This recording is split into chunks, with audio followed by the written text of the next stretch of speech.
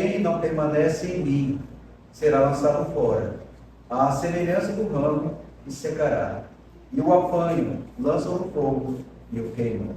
Se permaneceres em mim, e as minhas palavras permanecerem em vós, pedirei o que quiserdes, e vos será feito. Nisto é glorificado, meu Pai, em que deis muitos frutos, e assim vos tornareis seus discípulos. Como o Pai me amou, também eu vos amei. Permanecei no meu amor. Se guardardes os meus mandamentos, permanecereis no meu amor. Assim como também eu tenho guardado os mandamentos do meu Pai, e no seu amor permaneço. Tenho-vos dito estas coisas, para que o meu gozo esteja em vós, e o vosso gozo seja completo. Até aqui, meus irmãos, a leitura da inerrante e válida palavra do Senhor Deus. Vamos curvar as cabeças, vamos orar mais uma vez nesta noite.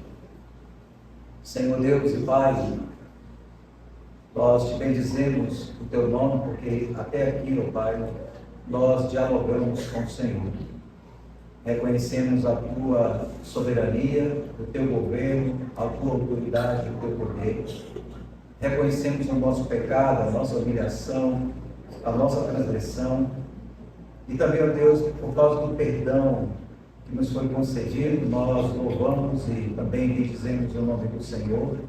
E por isso, ó Pai, com gratidão e também por compreensão da tua fidelidade para conosco, podemos ter o privilégio de devolver os dízimos das ofertas. Mas agora, Senhor, nesse segundo momento do culto, é o momento que nós nos calamos para ouvir a voz do Senhor. Como diz a tua palavra, a voz do Senhor que é majestosa, a voz do Senhor que quebra os cedros dos livros, e a voz do Senhor que tem autoridade. Por isso, ó Deus, eu peço, no nome do Senhor Jesus Cristo, que o Senhor nos pastoreie nesta noite. Que o Senhor nos livre, ó Pai, ser como o povo de Israel, nos dias de Meribá, quando ouviu a voz do Senhor, endureceu o coração. E que o Senhor, Pai, nos faça, Pai, através do Deus Espírito, ter essa alegria de acolher a palavra do Senhor com mansidão e assim tornando-a prática em nossas vidas. Bendito seja o Senhor, porque recebe nosso louvor e nossa adoração e nos conduz, ó Deus, para que as palavras dos meus lábios, o meditado do meu coração sejam agradáveis na tua presença. Ó Senhor, rocha minha e redentor nosso. Assim oramos em Cristo Jesus. Amém. Queridos irmãos, nesta noite tão especial que nós nos reunimos aqui diante de Deus, como nós já ouvimos muitas vezes falando, esse é o momento que nós nos reunimos, que é o chamado a Feira da Alma. Como os puritanos diziam, a Igreja do Senhor, quando ela se reúne no dia do Senhor, é a Feira da Alma, porque ela vai se alimentar, ela vai buscar o gozo, o alimento e o pastoreio do Senhor para os desafios durante a semana. Mas também, queridos, nesse dia tão importante, o dia do Senhor, que para nós é solene, mas que para nós também cumpre o quarto mandamento, como diz, separando para o santificar, também nós encontramos nesta noite uma data importante, um momento importante para a vida da igreja. Digo isso porque estamos prestes a completar 10 anos e, com providência do Senhor Deus, que é rico em bondade e misericórdia, nos deu também o privilégio, Pai, de termos nesta noite a ordenação de oficiais na Igreja do Senhor. Isso é importante, irmãos, isso é belo, isso é rico, é majestoso, não por causa destes homens que são pecadores, mas que são sustentados pela graça do Senhor, mas é porque é vontade de Deus cuidar da sua igreja de maneira ordenada, para que no fim todos sejam edificados no Senhor. E por isso, queridos, a pergunta que eu faço nesta noite é: o que devemos ouvir em ocasião desta noite? Talvez a pergunta que deve vir à nossa mente nesta noite, e eu quero compartilhar com os irmãos, que foi a pergunta que veio ao meu coração ao decorrer desses últimos dias. O que falar desde quando nós começamos a anunciar que haveria eleição, que os irmãos iriam indicar, que os irmãos iriam votar, que o conselho iria examinar, e lógico, cada um na sua ordem. No meu coração, sempre a oração era: Senhor, o que a igreja precisa ouvir naquele dia? O que nós, como liderança, precisamos ouvir naquele dia? E como pastor, o que eu devo falar à igreja naquele dia?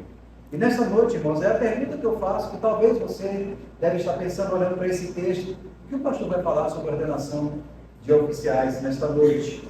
E essa é a pergunta que devemos fazer, né? O que devemos ouvir? Certamente, irmãos, em primeiro lugar, nós não devemos ouvir palavras humanas de encorajamento apenas.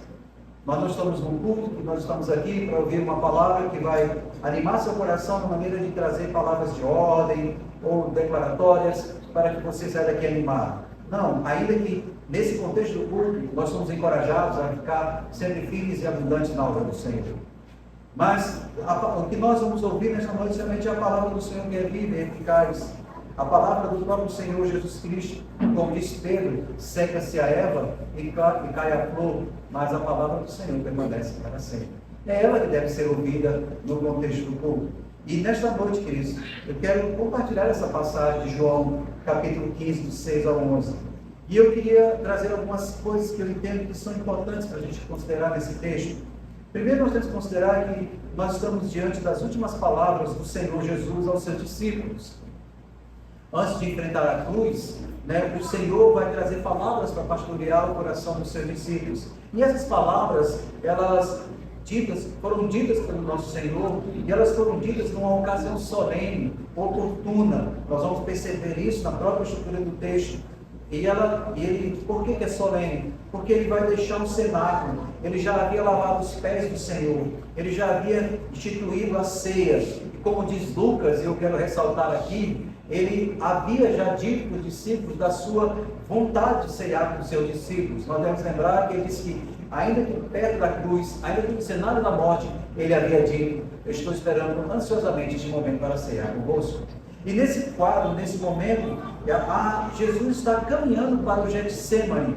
E a partir dessa caminhada para o Getsemane, ele ora para os seus discípulos e com um olhar de urgência, que sabe o que está prestes a acontecer, e sabe que está perto para ser entregue como ovelha ao matadouro, ele vai pastorear seus discípulos. E a palavra que ele vai dizer aos seus discípulos, de maneira pontual, é essa que nós vimos agora há pouco, quando essa que ele vai dizer, nós vamos ver aqui no verso 5, eu sou a videira, vós os ramos. É essa palavra que Cristo vai dizer para os discípulos no contexto da sua despedida. E é interessante, irmãos, que essa palavra dita pelo Senhor Jesus, ela tem um papel proposital, porque o Senhor vai trazer para os discípulos uma imagem, e não é uma imagem qualquer, é uma imagem que é muito significativa, é uma imagem que traz na mentalidade dos discípulos uma riqueza de detalhes que para ele tem um caráter teológico profundo. Por exemplo, nós devemos lembrar que quando Cristo fala da videira, é lembrar também do povo de Israel que Israel havia sido chamado por Deus de videira. Israel tinha sido chamado pelo Senhor Deus a sua videira, mas o problema é que Israel falhou como videira. Israel falhou, Israel produziu frutos amargos e Israel foi rejeitada. E agora o Senhor Deus diz: eu sou a videira verdadeira. E o que o Senhor está mostrando para os discípulos e para nós aqui nesta noite? Ele está mostrando dois caminhos. E o primeiro, ele está mostrando dois caminhos. O primeiro é o ramo que permanece, esse dá fruto. E o ramo que seca é jogado fora. Isso nos faz lembrar, irmãos, com o devido cuidado, com o contexto, a posição do salmista Davi no Salmo 1. Ele fala que aquele que medita na lei do Senhor que está nela permanece. Ele frutifica, é como a árvore que vai produzir sombra. Mas aquele que não permanece na palavra do Senhor, a raiz não é profunda, ela seca e ela dispersa com o vento. Então essa figura, essa imagem para os discípulos é muito grande, porque eles vão lembrar que Deus no passado já os havia chamado de videira. E o que eu quero pensar aqui nesta noite com esses irmãos? Eu quero fazer duas contextualizações a partir disso, para a gente ter um entendimento do contexto da passagem. O primeiro eu quero fazer uma contextualização que nós podemos chamar nesta noite confessional. O que seria uma contextualização confessional? É trazer alguns princípios que esse texto mostra para nós sobre as verdades que devemos ser guardadas para que a gente não se desvie e nem se afaste da videira. Primeiro, quando a gente fala de contextualização confessional, a gente vai olhar para os nossos símbolos de fé. Ao falar sobre permanecer em Cristo, Jesus não apenas nos dá uma bela metáfora, ou também ele não somente cria uma imagem, mas ele vai nos revelar o coração da união com ele. quando ele fala da videira e quando ele fala dos ramos, ele está falando de quê? Ele está trazendo para os seus discípulos o coração da nossa união com Cristo. E aí a nossa confissão de fé de Westminster, no capítulo 26, no parágrafo 1, vai dizer o seguinte: todos os santos, unidos a Jesus Cristo, sua cabeça, pelo seu Espírito e pela fé, têm comunhão com Ele em sua graça, sofrimentos, morte, ressurreição e glória. Ou seja, irmãos, permanecer em Cristo significa viver na realidade dessa união vital com Ele. A igreja não vive na sua própria força, mas ela vive, irmãos, a partir da seiva da videira. Nenhum crente e nenhuma igreja vai sobreviver, irmãos, à margem de Cristo. Nenhuma pessoa que busca, às vezes, o direito de se chamar desigrejado, vai viver e vai continuar vivendo à margem de Cristo.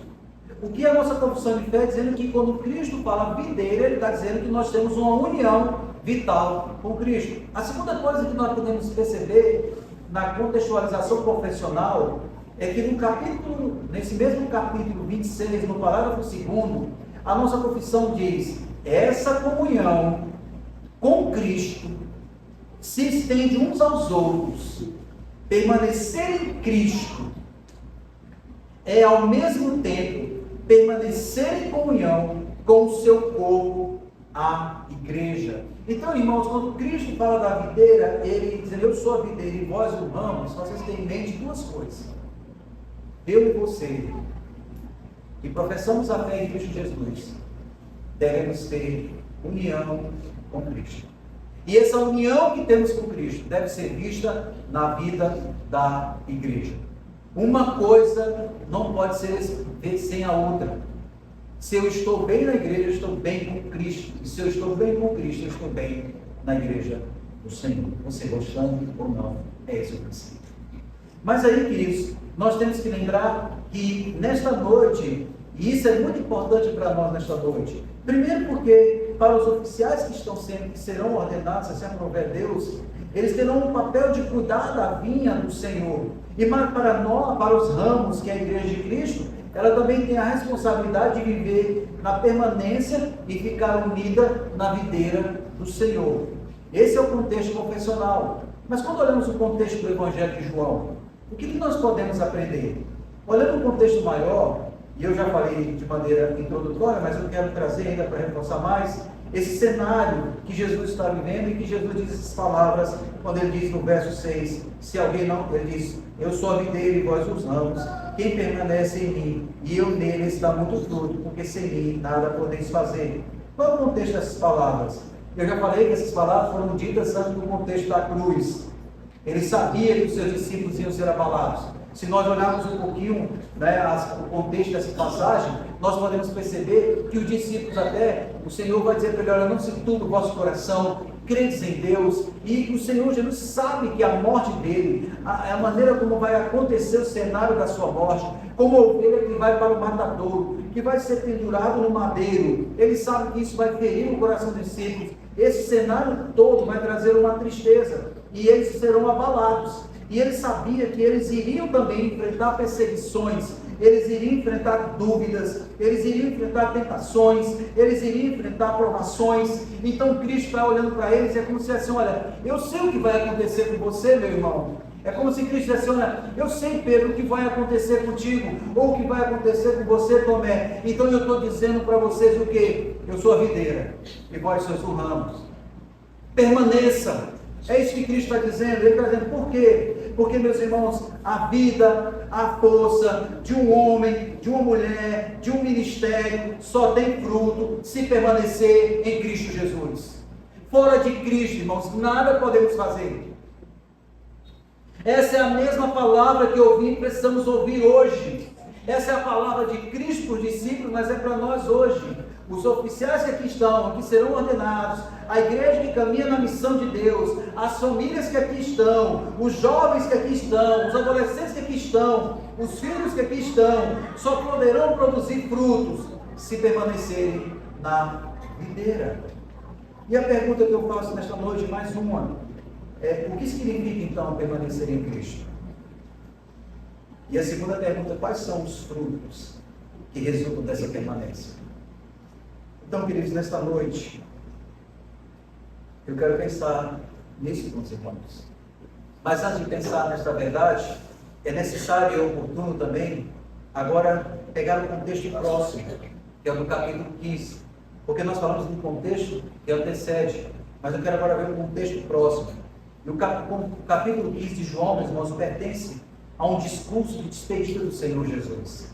Ou seja, a despedida do reino. Aqui Cristo, ele está anunciando a sua despedida.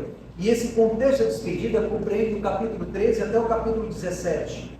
E é nesse cenário que o Rei Jesus, ele vai preparar os discípulos para que eles, em tempo de dificuldade, eles possam lembrar o que foi feito. Quando olhamos o capítulo 13, por exemplo, encontramos o rei servindo, ou seja, lavando os pés dos discípulos.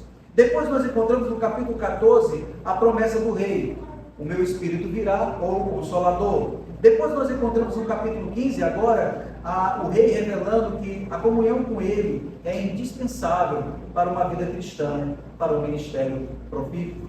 Então, qual é a imagem usada aqui? Como eu falei, é a imagem da videira. Nós sabemos que os discípulos, a Israel já tinha sido perdida, Israel já tinha pecado, mas agora Cristo chama: eu sou a videira. É interessante olhar isso, irmãos. Por que Cristo é a videira? Porque ele é o filho obediente. Ele é o Israel perfeito. E é ele que cumpre todo o propósito de Deus. E essa é a grande central verdade, irmãos. Somente unidos a Cristo, como vamos ligados à videira, é que teremos vida espiritual. Então eu queria olhar com esse prisma tentando responder essas perguntas. Quais são os princípios que nós vamos aprender nesta noite? Primeiro eu queria olhar para a igreja, o verso 9 e 10. No verso 9 e 10, nós vamos encontrar o Senhor Jesus falando para os discípulos: permaneçam. Nós vamos observar, do verso 6 ao 11, mas eu quero entender do verso 9 ao 10. Nós vamos encontrar o Senhor Jesus falando para os discípulos: permaneçam. Vamos observar isso e aí vamos aprender um pouquinho. O que nós precisamos aprender aqui? Eu primeiro quero trazer essa perspectiva. Mas antes de falar, irmãos, o que significa permanecer, eu preciso trazer para os irmãos o significado de permanecer com a palavra que Cristo é usada aqui. O que nós devemos observar? Nós vamos perceber, irmãos, que o tema principal do capítulo 15 é permanecer, permaneçam, ou permanecer, ou permanecerem. Essa palavra, na língua grega, ela traz a ideia de habitar, ficar firme no lugar. Ela não se trata de um momento esporádico. Por exemplo, quando você vem à igreja, acaba o culto e diz: olha, eu tomei uma decisão, meu irmão, a partir de amanhã eu vou começar a frequentar a igreja e depois você some. Não é isso. Essa palavra permanecer, ela traz a ideia de uma comunhão constante, de uma comunhão íntima com Cristo. O bispo J.C. Ryle vai dizer o seguinte: permanecer em Cristo é manter um hábito de comunhão constante com o próximo e com Ele, apoiando-se nele, derramando o coração diante dele, usando como fonte de vida, de força, e o nosso melhor amigo e companheiro. E aí a gente vai pensar: então, se permanecer significa habitar, então como é que eu posso aprender, olhando agora do verso 9 até o verso 10, como é que eu posso permanecer em Cristo Jesus? Em primeiro lugar, irmãos, respondendo o que significa permanecer. Permanecer significa descansar no amor de Deus.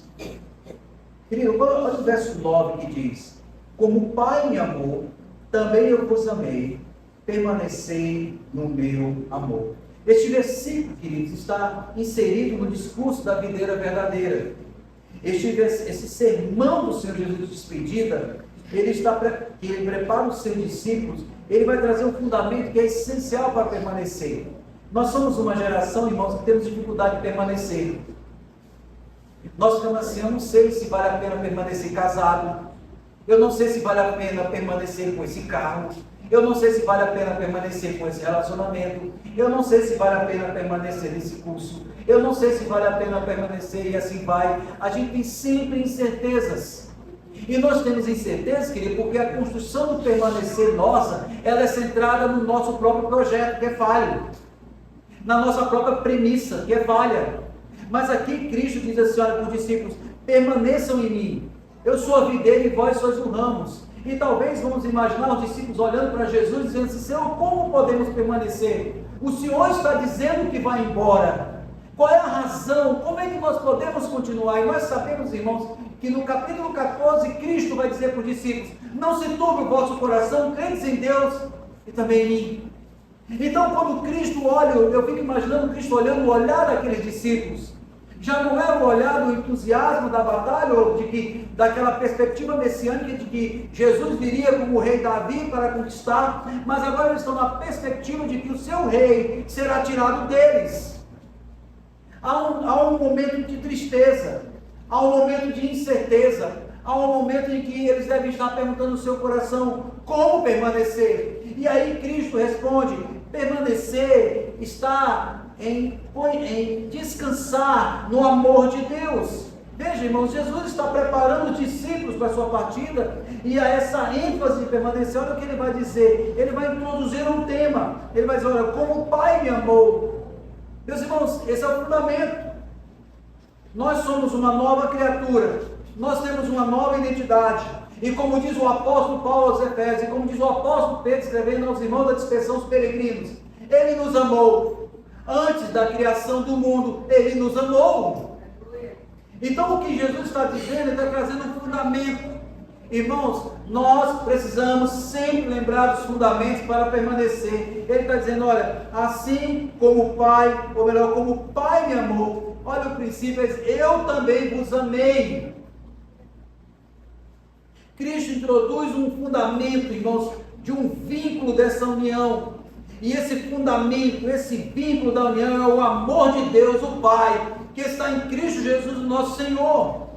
Cristo nos ama, e como o Pai nos ama, e esse amor é eterno, esse amor é imutável, esse amor é sacrificial. Por isso que Pedro diz que ele nos regenerou para uma viva esperança. E por isso nós somos guardados. E aí Pedro vai pastoreando, e aqui Paulo vai chegar a dizer que ele vai fazer uma doxologia a Deus, no capítulo 1, que ele vai dizer, bendito seja Deus e Pai de nosso Senhor Jesus Cristo, que nos tem abençoado com toda a sorte de bênção espiritual na região celestial em Cristo Jesus. Irmãos, o fundamento de permanecer em Cristo é a compreensão do amor de Deus, o Pai. Em 1 João, no capítulo 3, o apóstolo João, com o mesmo tema, diz o seguinte, vede que grande amor nos tem concedido o Pai, ao ponto de sermos chamados filhos de Deus. Vede, irmãos, que grande amor. Ou como diz João 3,16, porque Deus amou o mundo de tal maneira que deu seu Filho unigênito para que todo que nele crê não pereça, mas tenha vida eterna. Irmãos, o nosso problema é que muitas vezes projetamos em Deus a nossa própria imagem. Vemos as nossas falhas e pensamos o seguinte, Deus deve estar desapontado comigo. Mas, meus irmãos, Cristo olha para o discípulo e diz assim, permaneçam no meu amor. Veja o que Cristo diz, eu os amei. Quando nós olhamos no Evangelho de João, no capítulo 13, no verso 1, nós podemos ver a figura tão bela desse amor. Porque olha o que diz no capítulo 13, no verso 1, ora, antes da festa da Páscoa, sabendo Jesus que era chegada a sua hora de passar deste mundo para o Pai, tendo amado os seus que estavam no mundo, amou-os até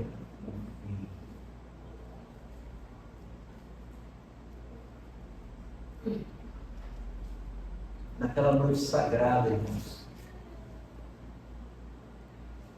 a mais sagrada de todas, o Senhor olha para os seus discípulos, naquela noite em que ele celebra a Páscoa, sabendo que era chegada a sua hora, ele continuou amando os seus discípulos, assim, irmãos, como ele continua nos amando até hoje. E é por isso que a exaltação dele é de permanecer, a descansar no seu amor.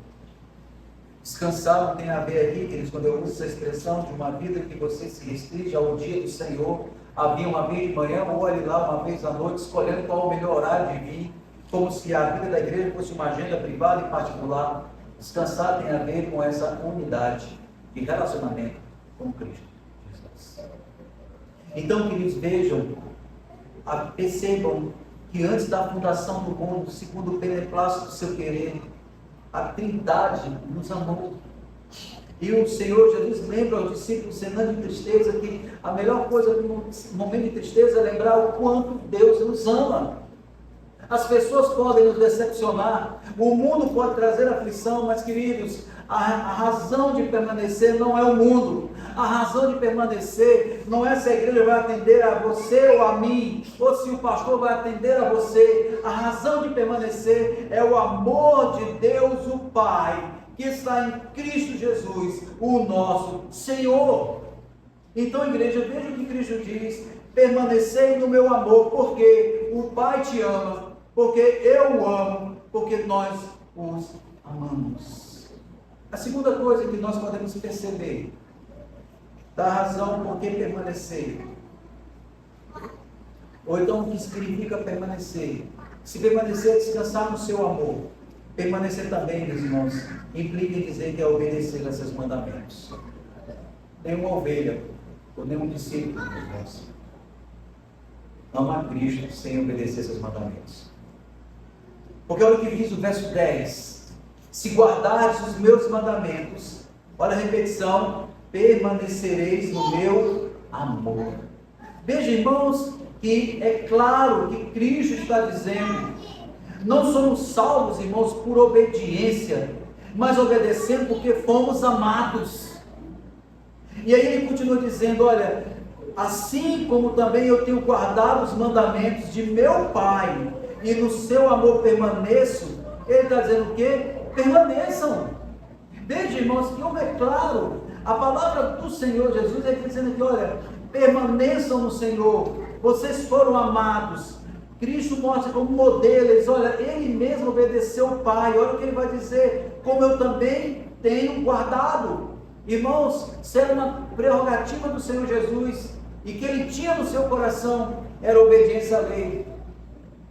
Ele obedeceu, e ele obedeceu até a morte de cruz. E ele está dizendo, olha, se o fundamento é o amor, mas o outro fundamento é a obediência, porque aquele que ama, obedece a palavra do Senhor. Aquele que ama, ele não escuta, como diz o Salmo 36, a voz da transgressão do coração.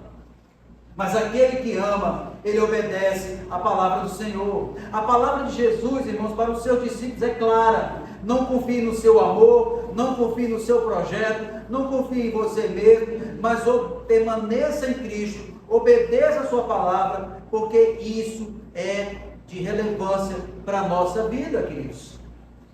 E aqui é interessante, irmãos, que nós encontramos um imperativo de Cristo. Ele está dizendo, obedeça aos mandamentos. Olha, se guardar os meus mandamentos, nós sabemos que o mandamento é a lei do Senhor. E a Bíblia diz o que sobre a lei do Senhor? A lei do Senhor é perfeita, e ela restaura a alma. E o seu testemunho é fiel, e dá sabedoria aos simples. E elas são mais desejáveis do que o ouro, e do que o favo do mel. A lei do Senhor, irmãos, ela é perfeita. E Cristo diz, obedeça, porque se você quer permanecer no caminho do Senhor, se nós queremos uma igreja que cresça amando a Cristo, nós temos que ter no contexto da igreja uma liderança que permaneça no amor do Senhor, uma igreja que permanece obedecendo a lei do Senhor. E aqui, meus irmãos, é uma declaração a qual o Senhor está dizendo, permaneçam, porque assim como eu obedeci, vocês também devem obedecer. E veja um princípio aqui, irmãos, que o Cristo, o homem, está dizendo. Veja o que ele está dizendo no verso 10. Ele vai dizer o seguinte, ele vai dizer, se guardar meus mandamentos, permanecereis no meu amor, assim como também eu tenho guardado os mandamentos do meu Pai, e no seu amor permaneço. Entenderam o que quer dizer isso?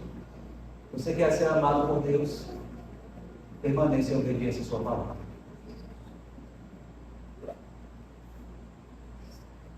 E aí tem uma pergunta que nós podemos fazer nesta noite. Como podemos obedecer os mandamentos do Senhor? Se a nossa vontade insiste em desobedecer. Se nós temos a sensação de que parece que obedecer a palavra de Deus é inútil.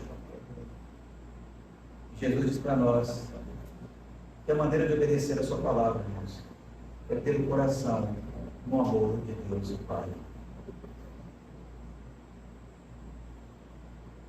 E aí, a obediência é interessante, irmãos. Uma coisa vai chamando a outra. Porque se o fundamento é o amor do Pai, se o fundamento é a obediência aos mandamentos, qual é o resultado disso na minha vida e na sua?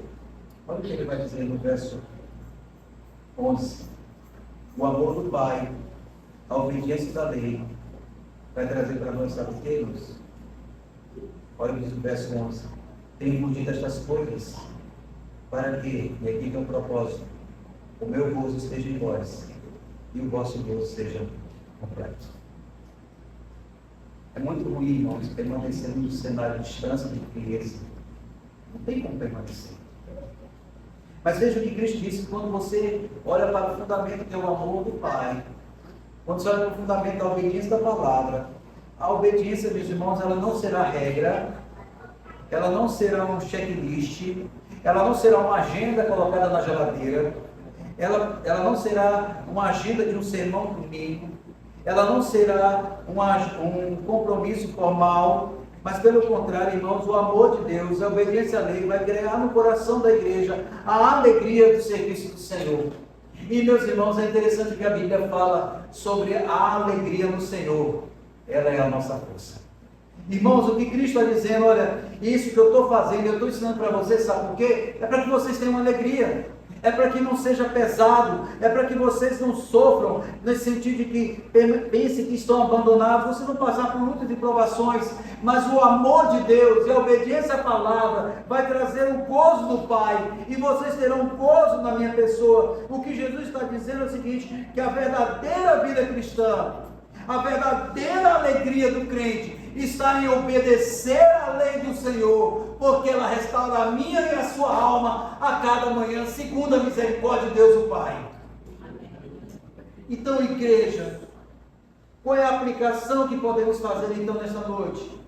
Permanecer em Cristo significa descansar no amor imutável do Senhor e responder com obediência amorosa para viver uma vida alegre diante do Senhor. Mas aí, irmãos, o segundo ponto aqui, quais são os frutos então de obedecer o amor, permanecer no amor, obedecer à lei? E se isso traz alegria, quais são os frutos que eu verei? E aí quando eu olho o verso 6, eu vejo o primeiro fruto. Permanecer em Cristo, obedecer a sua lei e ter alegria nele, nos livra do juízo. Olha o que diz o verso 6.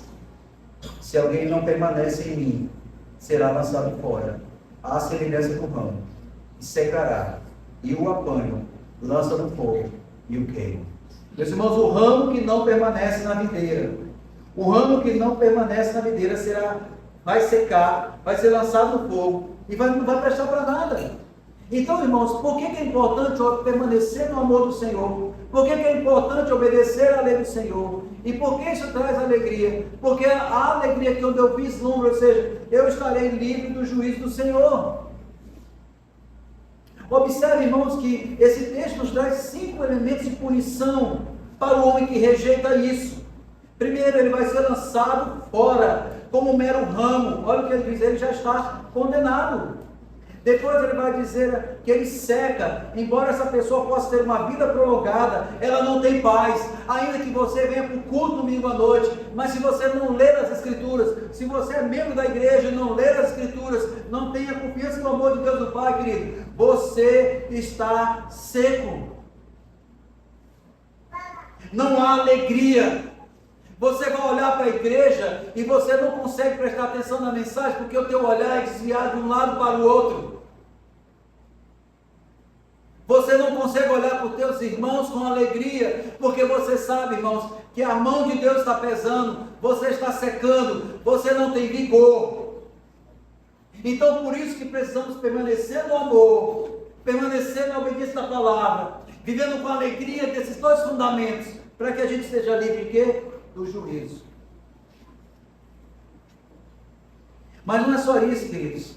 Esse texto também nos diz que esses ramos, eles serão lançados no fogo. O Filho do Homem vai mandar os seus anjos, e vão ajudar e vão jogar tudo isso no fogo. E diz o texto mesmo diz que serão queimados. E aqui é um princípio para nós, tanto para a igreja como para aqueles que serão ordenados. O ofício e a vida litúrgica não substitui a vida com Cristo.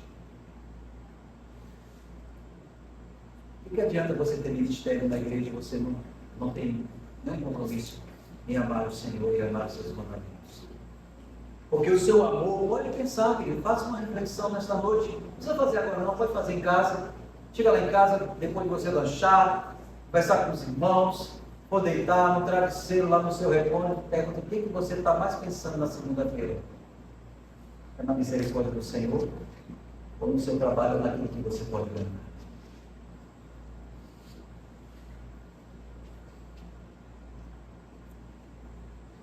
Em segundo lugar, o segundo fruto que nós podemos perceber é que permanecer em Cristo nos dá poder na oração. Olha o que diz o verso 7. Se permaneceres em mim, e as minhas palavras permanecerem em vós, pedireis o que quiseres, e vos será feito. É por isso que muitos irmãos, quando a gente vai dobrar, é muito bom de ver quando os irmãos são bons de oração. Primeira característica, quando o irmão se levanta para chamar o irmão, ele foge daquele que ora muito, e ele procura alguém que ora pouco. Quer ver uma segunda lembrança também?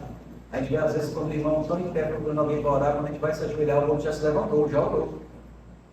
Quebrou o recorde, vai com o Guinness. Em 30 segundos, em dobrar o joelho, se levantar, ele conseguiu orar tanta coisa com o Senhor Deus. O que será, irmãos, se conseguimos conversar com Deus em 30 segundos? Como é que um crente, irmãos, veja, e por que falta oração? Às vezes, pastor, eu não sei orar, eu não consigo, eu fico nervoso. Por que falta? Fundamento, o amor de Deus. A palavra de Deus, porque a obediência e a leitura dela. Se você não a lê, o que você tem que orar? Você vai ficar esperando vir alguma coisa do céu para cair hoje na sua cabeça? Irmãos, o que pode vir é juízo. Porque aquele que veio nos reconciliou com o Pai, ele já veio. E quando ele vier de novo, aí vai ser diferente. Mas veja que João nos diz, e que Cristo diz, se você permanece nele, você vai ter o quê? Oração. As suas palavras, olha, ele diz, olha, quando as suas palavras permanecem em Cristo, as suas orações são moldadas pela vontade dele. Aqui, meus irmãos, nós temos que lembrar que o que você pedir, ele vos dará, será feito, tem um aspecto que nós temos que compreender. Não é que tudo que está no meu coração que eu pedir ao Pai, ele vai me dar. Mas é que tudo que está à luz das Escrituras no meu coração andará em conformidade com a vontade do Pai. Foi por isso que Cristo disse, seja feita a tua vontade. Igreja e oficiais que serão eleitos, vocês são chamados para servir a Deus e não ao homem. Eu sei que vai ter dias que quando vocês estiverem aqui trabalhando, vocês vão ficar com o coração muito apertado, porque tem uma ovelha que vai ter comportamento que não é santo, que vai querer afrontar. Mas quando o seu coração estiver feliz, lembre-se do amor de Deus, da leitura da palavra, da alegria do Senhor. E lembre-se de estar servindo a Cristo, permanecendo nele, para que seja livre do juízo. E lembre-se de estar nele, para que as suas orações sejam respondidas, até para orar para aquele que me maltrata, para orar pelo crescimento da igreja. Permaneça no Senhor. E o terceiro fruto, permanecer em Cristo. O terceiro fruto é encher-se de alegria. Meus irmãos, o mundo promete no verso 11 a mesma expressão, que o gozo esteja em vós e o vosso gozo esteja completo. O mundo oferece prazer direto a Deus. O mundo tem a habilidade de oferecer prazer direto. Mas veja bem, a verdadeira alegria quem dá é o Senhor. Perceba, irmãos, que essa alegria que é encontrada em Cristo, ela é sustentada pela cruz. Ela não é sustentada por um braço forte. Perceba, queridos, e oficiais da igreja, que o viver hoje ele é desafiador. Exercer ministério é desafiador e há, mas Cristo promete alegria abundante. Acho que permanece nele. Permaneça, igreja. Permaneça, oficiais. E como é que nós podemos concluir, então? Eu penso que podemos trazer algumas palavras à igreja e aos oficiais.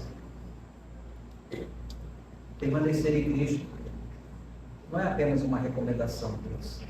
Você anotou no seu caderninho de mensagem, você um dia, quando precisar, já sei, aquela mensagem vai dar certinho aqui. Não é uma recomendação. Permanecer em Cristo é uma condição vital para a vida da igreja, para ver uma liderança saudável.